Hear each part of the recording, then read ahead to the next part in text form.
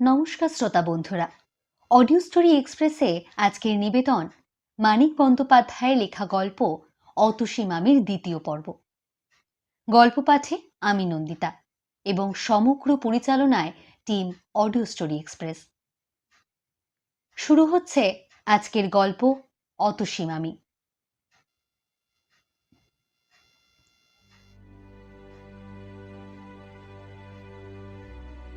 মাস 2 পরের কথা।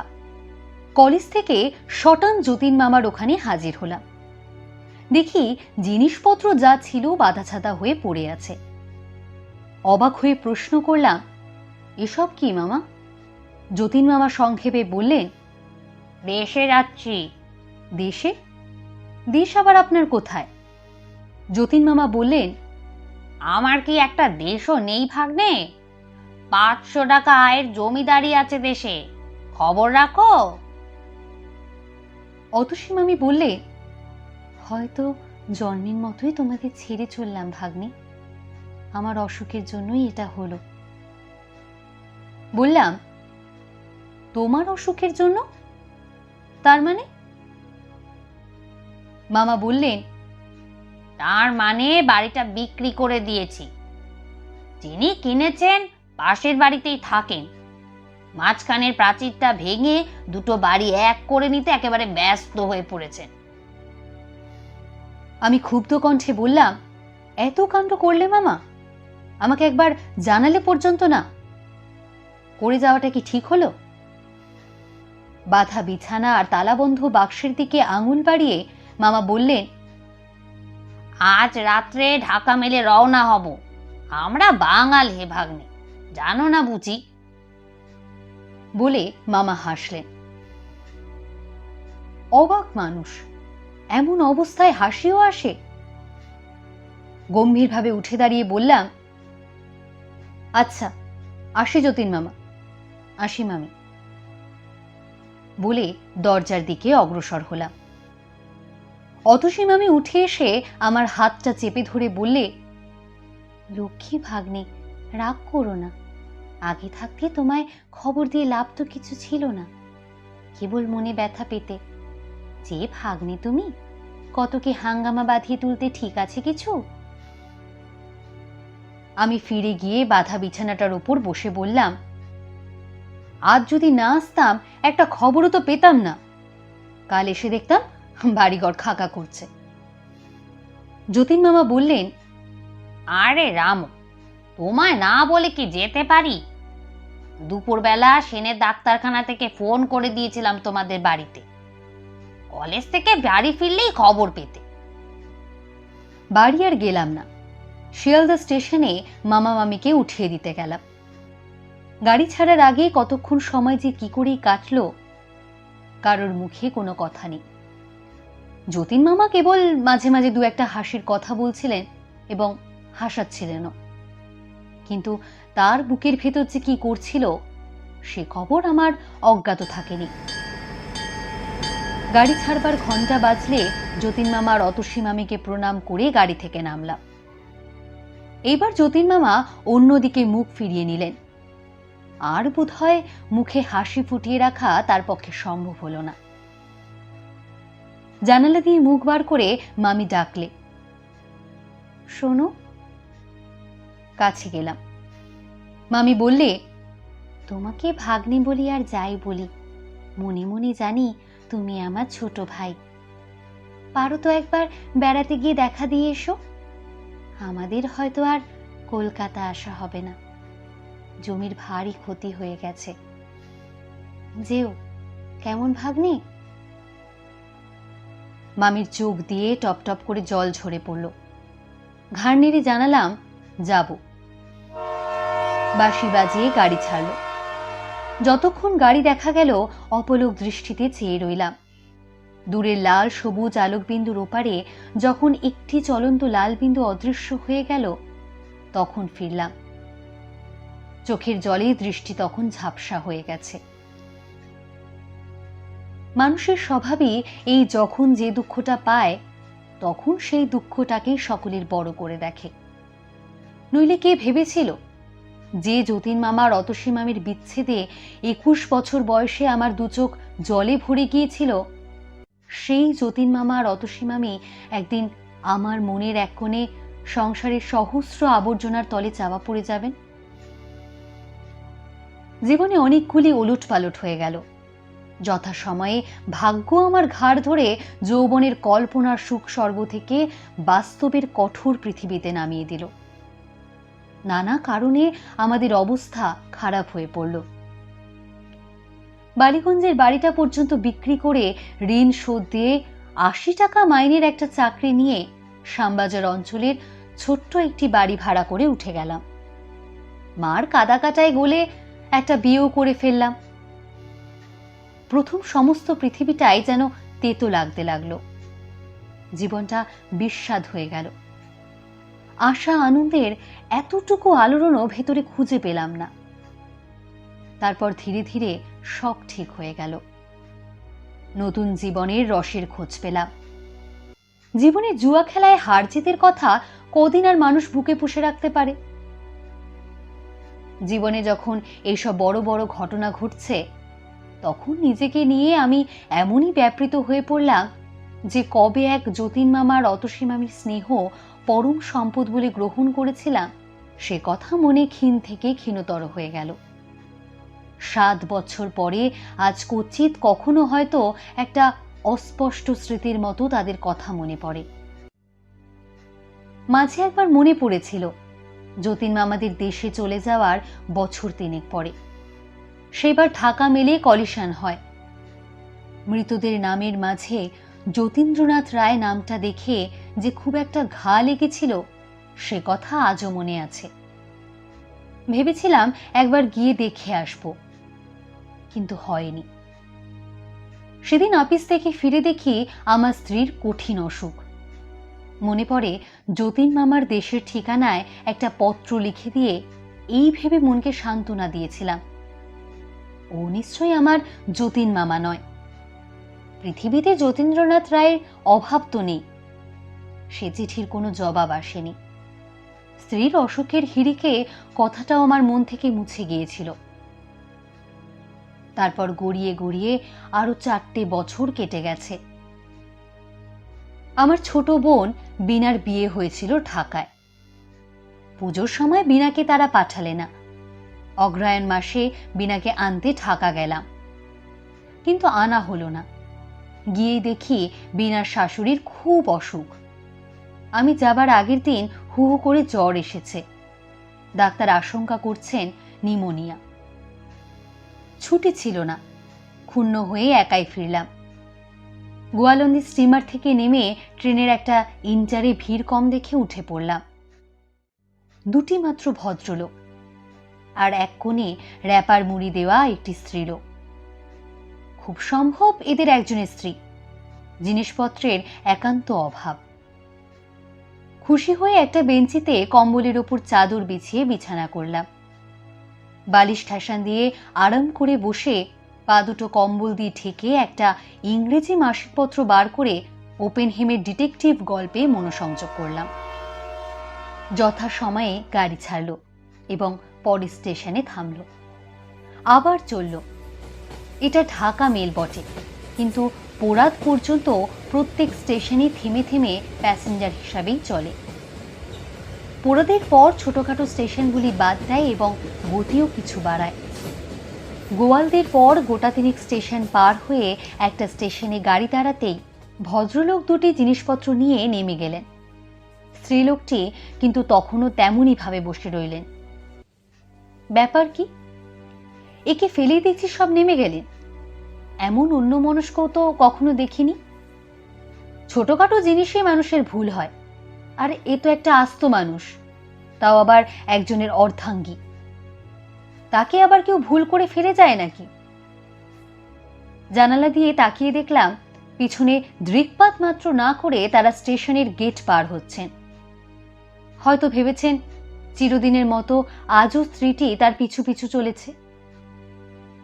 চেঁচিয়ে ডাকলাম, ও মশাই, মশাই, শুনছেন? গেটের ওপারে ভদ্রলোক দুটি অদৃশ্য হয়ে গেলেন। বাঁশি বাজিয়ে গাড়ি ছাড়ল। অগত্যা নিজের জায়গায় বসে পড়ে ভাবলাম, তবে কি ইনি একাই চলেছেন নাকি? বাঙালির মেয়ে নিশ্চয়ই, র্যাপার দিয়ে নিজেকে ঢাকবার কায়দা দেখেই সেটা বোঝা যায়। বাঙালির মেয়ে এই রাত্রেবেলা নিঃসঙ্গ যাচ্ছে, তাও আবার পুরুষদের গাড়িতে। একটু ভেবে বললাম, দেখুন, শুনছেন? সাড়া নেই। বললাম, আপনার সঙ্গীরা সব নেমে গেছে, শুনছেন? এইবার আলোয়ানের পোটলা নড়ল এবং আলোয়ান ও ঘোমটা সরে গিয়ে যে মুখখানা বার হলো দেখেই আমি চমকে উঠলাম। কিচ্ছু নেই, সে মুখের কিছুই এতে নেই। আমার অতসী মামির মুখের সঙ্গে এই মুখের অনেক তফাৎ, কিন্তু তবুও আমার মনে হলো এ আমার অতসী মামি। মৃদু হেসে বললে, গলা শুনেই মনে হয়েছিল এ আমার ভাগ্নের গলা, কিন্তু অতটা আশা করতে পারিনি। মুখ বার করতে ভয় হচ্ছিল, পাছে যদি আশা ভেঙে যায়। আমি সবিস্ময়ে বলে উঠলাম, অতসী মামি? মামি বললে, খুব বদলে গেছি না? মামির সিঁথিতে সিঁদুর নেই, কাপড়ে পাড়ের চিহ্নও খুঁজে পেলাম না।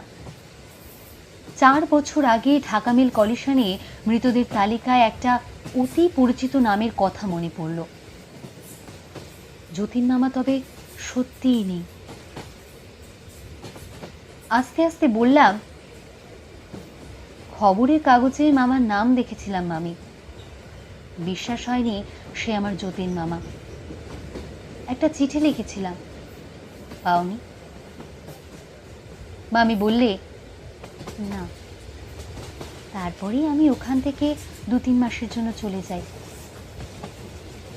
বললাম, কোথায়? আমার এক দিদির কাছে, দূর সম্পর্কের অবশ্য। আমায় কেন একটা খবর দিলে না মামি? মামি চুপ করে রইল। ভাগ্নের কথা বুঝি মনে ছিল না? মামি বললে, তা নয়, কিন্তু খবর দিয়ে আর কি হতো, যা হবার তা তো হয়েই গেল। বাসিকে ঠেকিয়ে রাখলাম, কিন্তু নিয়তিকে তো আর ঠেকাতে পারলাম না। তোমার মেজ মামার কাছে তোমার কথাও সব শুনলাম। আমার দুর্ভাগ্য নিয়ে তোমায় আর বিরক্ত করতে ইচ্ছে হলো না। জানি তো, একটা খবর দিলেই তুমি ছুটে আসবে। চুপ করে রইলাম। বলবার কি আছে? কি নিয়ে বা অভিমান করব? খবরের কাগজে যতীন মামার নাম পড়ে একটা চিঠি লিখেই তো আমার কর্তব্য শেষ করেছিলাম। মামি বললে, কি করছো এখন ভাগ্নে? চাকরি। তুমি এখন যাচ্ছ কোথায়? মামি বললে, একটু পরেই বুঝবে। তা ছেলে পেলে কটি? আশ্চর্য, জগতে এত প্রশ্ন থাকতে এই প্রশ্নটাই সকলের আগে মামির মনে জেগে উঠল। বললাম, একটি ছেলে। ভারী ইচ্ছে করছে আমার ভাগ্নের খোকাকে দেখে আসতে। দেখাবে একবার? কার মতো হয়েছে? তোমার মতো না তার মার মতো? কত বড় হয়েছে? বললাম, 3 বছর চলছে।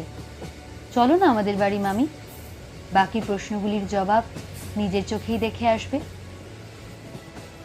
মামি হেসে বললে, গিয়ে যদি আর না নড়ি। বললাম, তেমন ভাগ্য কি আর হবে? কিন্তু সত্যি কোথায় চলেছ মামি? আর এখন থাকো কোথায়? মামি বললে, থাকি দেশে। কোথায় যাচ্ছে একটু পরেই বুঝবে। ভালো কথা, সেই বাঁশিটা কি হলো ভাগ্নে? এইখানে আছে। এইখানে? এই গাড়িতে?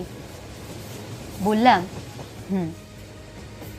আমার ছোট বোন বীণাকে আনতে গিয়েছিলাম। সে লিখেছিল বাঁশিটা নিয়ে যেতে। সবাই নাকি শুনতে চেয়েছিল। মামি বললে, তুমি বাজাতে জানো নাকি? বার করো না বাঁশিটা। ওপর থেকে বাঁশির কেসটা পারলাম। বাঁশিটা বার করতেই মামি ব্যগ্র হাতে টেনে নিয়ে এক দৃষ্টিতে সেটার দিকে চেয়ে রইল। একটা দীর্ঘ নিঃশ্বাস ফেলে বললে, বিয়ের পর এটাকে বন্ধু বলে গ্রহণ করেছিলাম। মাঝখানে এর চেয়ে বড় শত্রু আমার ছিল না। আজ আবার এটাকে বন্ধু মনে হচ্ছে। শেষ 3টে বছর বাঁশিটার জন্য ছটফট করে কাটিয়েছিলেন। আজ মনে হচ্ছে বাঁশি বাজানো ছাড়তে না বললেই হয়তো ভালো হতো। বাঁশির ভেতর দিয়ে মরণকে বরণ করলে তবু শান্তিতে যেতে পারতেন। শেষ কটা বছর এত মনোকষ্ট ভোগ করতে হতো না। বাঁশির অংশগুলি লাগিয়ে মামি মুখে তুলল। পরক্ষণে ট্রেনের ঝমঝমানি ছাপিয়ে চমৎকার বাঁশি বেজে উঠল। পাকা গুণীর হাতে স্পর্শ পেয়ে বাঁশি যেন প্রাণ পেয়ে অপূর্ব বেদনাময় সুরের জাল বুনে চলল। আমার বিস্ময়ের সীমা রইল না। এ তো অল্প সাধনার কাজ নয়। যার তার হাতে বাঁশি তো এমন অপূর্ব কান্না কাঁদে না। মামির চক্ষু ধীরে ধীরে নিমিলিত হয়ে গেল। তার দিকে চেয়ে ভবানীপুরের একটা অতি ক্ষুদ্র বাড়ির প্রদীপের স্বল্পালোকে বারান্দায় দেয়ালে ঠেস দেওয়া এক সুর সাধকের মূর্তি আমার মনে জেগে উঠল। মাঝে 7টা বছর কেটে গেছে। যতীন মামার যে অপূর্ব বাঁশির সুর একদিন শুনেছিলাম, সে সুর মনের তলে কোথায় হারিয়ে গেছে। আজ অতসী মামির বাঁশি শুনে মনে হলো সেই হারিয়ে যাওয়া সুরগুলি যেন ফিরে এসে আমার প্রাণে মৃদু গুঞ্জন শুরু করে দিয়েছে। একসময় বাঁশি থেমে গেল। মামির একটা দীর্ঘ নিঃশ্বাস ঝরে পড়ল। আমারও। কতক্ষণ স্তব্ধ হয়ে থেকে বললাম, এ কথাটাও তো গোপন রেখেছিলে। মামি বললে, বিয়ের পর শিখিয়েছিলেন। বাঁশি শিখবার কি আগ্রহই না তখন ছিল আমার। তারপর যেদিন বুঝলাম বাঁশি আমার শত্রু, সেই দিন থেকে আর ছুঁইনি। আজ কতকাল পরে বাজালাম। মনে হয়েছিল বুঝি ভুলে গেছি। ট্রেন এসে একটা স্টেশনে দাঁড়ালো। মামি জানালা দিয়ে মুখ বার করে আলোর গায়ে লেখা স্টেশনের নামটা পড়ে ভেতরে মুখ ঢুকিয়ে বললে, পরের স্টেশনে আমি নেমে যাব ভাগ্নে। পরের স্টেশনে? কেন? মামি বললে, আজ কত তারিখ জানো? বললাম, 17ই অগ্রহায়ণ। মামি বললে, 4 বছর আগে আজকের দিনে। বুঝতে পারছো না তুমি? মুহূর্তেই সব দিনের আলোর মতো স্বচ্ছ হয়ে গেল। ঠিক 4 বছর আগে এই 17ই অগ্রহায়ণ ঢাকা মেলে কলিশন হয়েছিল। সেদিনও এমনই সময়ে এই ঢাকা মেলটির মতো সেই গাড়িটা শত শত নিশ্চিন্ত আরোহীকে পলে পলে মৃত্যুর দিকে টেনে নিয়ে যাচ্ছিল। বলে উঠলাম, মামি। মামি স্থির দৃষ্টিতে আমার মুখের দিকে চেয়ে থেকে বললে, সামনে স্টেশনের অল্প ওদিকে লাইনের ধারে কঠিন মাটির উপর তিনি মৃত্যু যন্ত্রণায় ছটফট করেছিলেন। প্রত্যেক বছর আজকের দিনটিতে আমি ওই তীর্থ দর্শন করতে যাই। আমার কাছে আর কোনো তীর্থের এতটুকু মূল্য নেই। হঠাৎ জানালার কাছে সরে গিয়ে বাইরের দিকে আঙুল বাড়িয়ে মামি বলে উঠল, ওই ওই ওইখানে দেখতে পাচ্ছ না? আমি তো স্পষ্ট দেখতে পাচ্ছি। তিনি যন্ত্রণায় ছটফট করতে করতে একটু স্নেহ শীতল স্পর্শের জন্য ব্যগ্র হয়ে রয়েছেন। একটু জলের জন্যই হয়তো। উফ মাগো, আমি তখন কোথায়? দুহাতে মুখ ঢেকে মামি ভেতরে এসে বসে পড়ল। ধীরে ধীরে গাড়িখানা স্টেশনের ভেতর ঢুকলো। বিছানাটা গুটিয়ে নিয়ে আমি বললাম, চলো মামি, আমি তোমার সঙ্গে যাব। মামি বললে, না। বললাম, এই রাত্রে তোমাকে একলা যেতে দিতে আমি পারবো না মামি। মামির চোখ জ্বলে উঠল। ছি, তোমার তো বুদ্ধির অভাব নেই ভাগ্নে। আমি কি সঙ্গী নিয়ে সেখানে যেতে পারি?